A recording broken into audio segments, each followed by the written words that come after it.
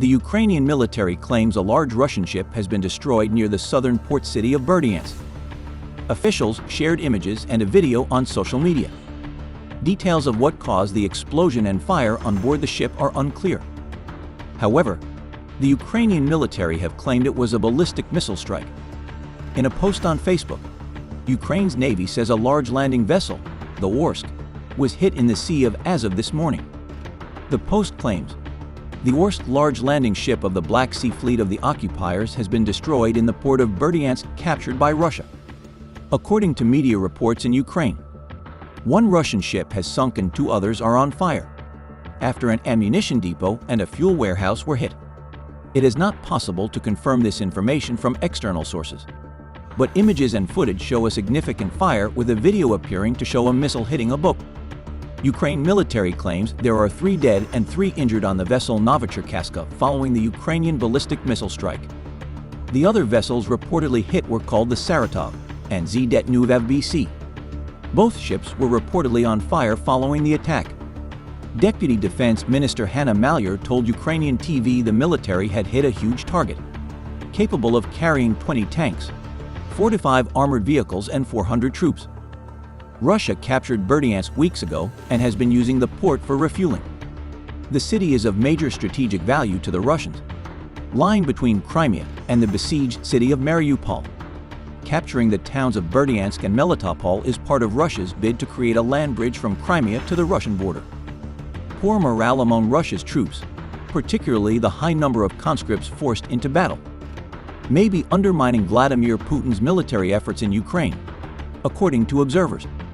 More than a month after Russian forces invaded and starting shelling cities across the country, observers have been struck by Russia's slow, seemingly poorly planned advance on Kyiv and the strong resistance of the Ukrainian army, equipped and trained by NATO forces. Russia has now said its forces are regrouping and has claimed its initial objectives have been met, while Western experts say it is too early and too difficult to make comprehensive assessments about every assertion being made about the conflict. Sir Jeremy Fleming, the head of Britain's GCHQ, did not provide evidence, for instance, to support his claim Russian troops had shot down their own jet. They say it appears clear that poor organization and poor morale, especially among the large number of conscripts Putin sent into battle, could be an important factor. The experts warn that during such conflicts, each of the various parties engage in an information war, as they seek to spin the narrative of what is happening. At the same time, a series of reports from the battlefield, of Russian troops fleeing, of begging for food from villagers, and of telling their Ukrainian captors they did not know where they were, has suggested the troops sent into battle were at the very least not as prepared as they might have been. Michael Ryan recently served as the U.S. Deputy Assistant Secretary of Defense for Europe, a job that involved engaging with NATO. He believes the Russian troops, which have perhaps lost as many as 10% of its forces during the invasion so far, has reached a culminating point where it is hard for them to gain fresh momentum. We have to avoid jumping to conclusions based on what we've seen so far, he tells reporters. But a point worth making is that the invasion of Ukraine seemed to be almost as much of a surprise to the Russian army as it was to the rest of us. I think a lot of their problems are as a result of not being properly prepared for the operations that they were asked to conduct. And that's without consideration of the stiff resistance. You add the stiff resistance to that, and they're utterly unprepared. Estimates suggest as many as 20% of Russia's military consists of conscripts, who are obliged to serve for 1 year. Initially, Russia said no conscripts were part of Putin's so-called special military operation in Ukraine, an endeavor pitched to the Russian people through state media as an effort to protect Russian speakers in eastern Ukraine from attacks by fascists. It later acknowledged conscripts had been part of the invasion force, and that a number had been taken prisoner. Unfortunately, several facts of the presence of conscripts in the units of the Russian armed forces involved in the conduct of a special military operation on the territory of Ukraine were discovered, said Igor Konashenkov, a Russian Defense Ministry spokesperson. Ryan, who served for 25 years in the U.S. Air Force and reached the rank of colonel, says such recruits are most likely to suffer from morale issues, especially groups like those reported to have been traveling with their dress uniforms as they expected to be conducting a victory march in Kyiv in a matter of days. They have spent weeks or more out in the field, not sleeping or eating well. Their cell phones will have been removed for operational reasons, and they then approach cities they have been told will roll over for them, he says. And you start seeing stuff blow up, like your friends, Ryan says. Ukrainians have been very, very savvy. When you watch the videos of their attacks on Russian columns, the first vehicle they take out is the command and control vehicle. That's where the officer is who's in charge of that particular formation. And they had no senior NCO. Then the Ukrainians target the Russian missiles launchers. The columns are then stuck without officers, and without the protection they expected from their missiles. Videos show tanks being taken out one by one. The inexperienced guys are all clustered in the middle, Ryan continues. Most of them get out of their tanks and run. Ukrainian farmers have been making tank collections. A number of videos have circulated on social media that appear to show Russian soldiers who have been captured. Humanitarian groups have reminded international media that showing interviews with such POW breaches the Geneva Conventions.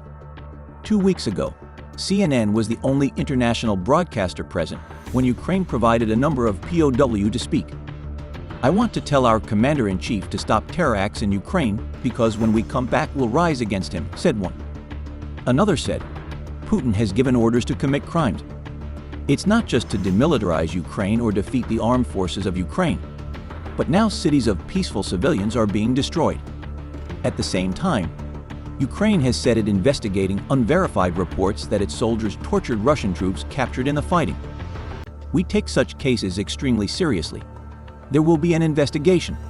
We do not torture POW, Oleksiy Arestovich, an advisor to President Vladimir Zelensky, said in a post on Telegram on March 28.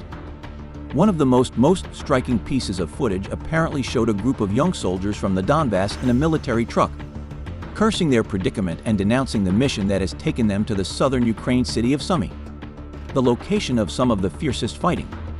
We're soldiers from Donbass, says one. We're all ordinary factory workers, kids, says another, just kids, 18 years old. They say that on YouTube there are videos of our guys getting captured. They throw us into battle just with machine guns against artillery mortars and rocket launchers, says one. We're fucked here. A Washington-based defense analyst and an expert on Russia's military also warns of the need to take the claims of various sides with a grain of salt. Yet, she says some patterns do appear to be emerging, especially in relation to the conscripts sent in to fight. The conscripts are less well trained because they're only expected to serve for 1 year, she says. Most of those individuals are going to have something between 4 to 6 months of training, half of which was basic training. You just don't have a lot of knowledge and a lot of experience. Elgin, who recently co-authored a recent piece in Politico about conscripts, with Susan Freeman, a PhD student candidate at Massachusetts Institute of Technology, says the Russian army has a long tradition of severe bullying dating to the Soviet era, what also impacts morale. For quite some time, it was really terrible. We're talking about not insignificant number of suicides, rapes, people getting beaten. Just the worst of hazing that you can imagine, says Elgin, a fellow at the Center for Strategic and Budgetary Assessments, a think tank that focuses on defense policy. After 2008, they tried to address this in part by actually shortening the amount of time that conscripts served. But there are still reports of loss of hazing occurring. Elgin also raises the impact on the mental health of the young troops ordered to fire barrages of artillery into residential areas and apartment blocks. I imagine that unless you've been psychologically prepared for this, that might hit you pretty hard, she says. She says such assessments could be made for all militaries, and unless there is adequate preparation and training and good leadership, the impact is likely to be greater. All of these things can impact the performance of individuals, she says, and that can bubble up to impact the performance of the entire unit, and then potentially the entire army. Thank you for watching. Please share your thoughts in the comments section below. And don't forget to like and subscribe to our channel for the latest headline news and comprehensive analysis around the world.